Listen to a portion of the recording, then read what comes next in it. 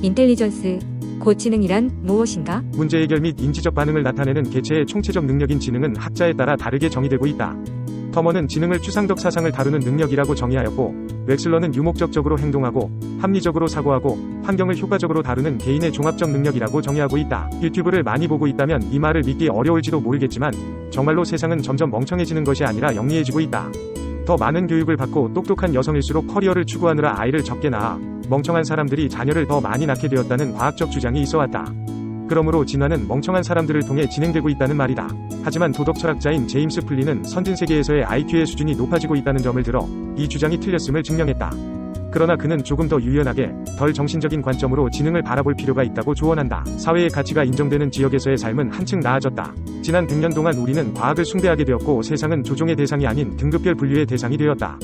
예를 들어 당신이 19세기 후반의 사람에게 개와 토끼 사이의 연결고리에 대해 묻는다면 그는 아마도 개가 토끼를 잡는 관계라고 대답했을 것이다.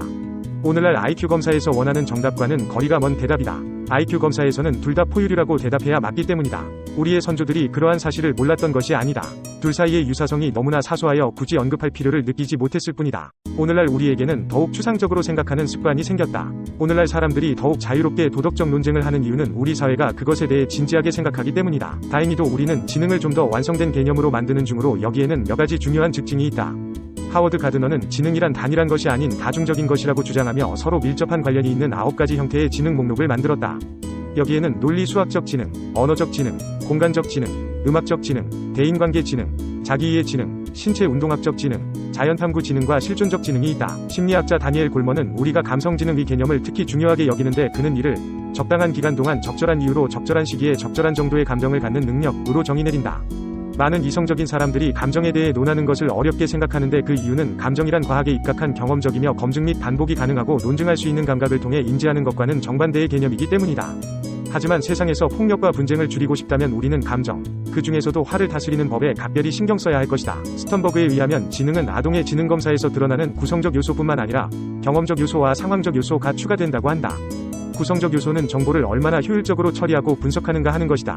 이것은 지능의 비판적 측면인데 어떻게 문제에 접근하며 그것을 어떻게 해결하며 결과를 어떻게 평가하는가를 말해준다. 이 분야에서 강한 사람들은 지능검사 점수가 높으며 논쟁을 잘한다. 경험적 요소는 새로운 정보를 이미 알고 있는 정보와 비교하거나 사실들을 새로운 방법으로 경합시키는 통찰력을 말한다. 경험적 요소가 발달되면 새로운 단어의 해독과 같은 익숙하지 않은 과업에 몰두하도록 정신이 자유롭다. 상황적 요소는 환경에 어떻게 대처하는가 하는 실제적이고 현실세계적인 측면이다. 성인이 될수록 상황을 판단하고 무엇을 할 것인지 결정하는 상황적 요소가 중요하다. 이 모든 것이 현실을 기계적 연결 요소로 분해하는 정신적이며 좌뇌적인 능력을 통해 우리를 계몽주의적 지능의 융합물로부터 끄집어낸다. 이는 단호하게 과학자와 비과학자로 나눈다. 많은 과학자들이 자신들의 세계관과 일치하지 않는 이들을 미신적이며 무지하다며 공개적으로 비웃는다. 그 대가로 많은 사람들이 고집스럽고 독단적인 과학을 믿지 않으려는 경향이 널리 퍼지게 되었다. 그리하여 스노우가 말한 제3위 문화, 즉 과학 사회과학, 그리고 예술을 동등하게 결합시키는 문화적 결합이 전에 없이 꼭 필요하게 되었다. 우리는 전문가의 의견에 이의를 제기하는 법을 배우는 중이다. 1969년 데이비드 버틀러 박사는 이를 다음과 같이 요약했다. 전문가의 기능은 다른 사람들보다 더 옳은 답을 내는 것이 아니라 더 철학적인 이유로 틀리는 것이다.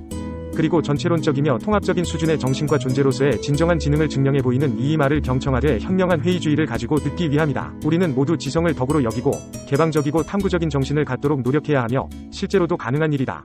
즉 다른 이들의 이야기에 관심을 가지고 듣는 마음이며 그들의 생각이 전통, 곧 과학, 사회정책, 시, 종교 등을 벗어난다는 이유만으로 배척하지 않고 듣는 마음이다. 우리는 성급히 결론을 내릴 필요가 없으며 언제나 우리의 판단을 제고할 필요가 있다.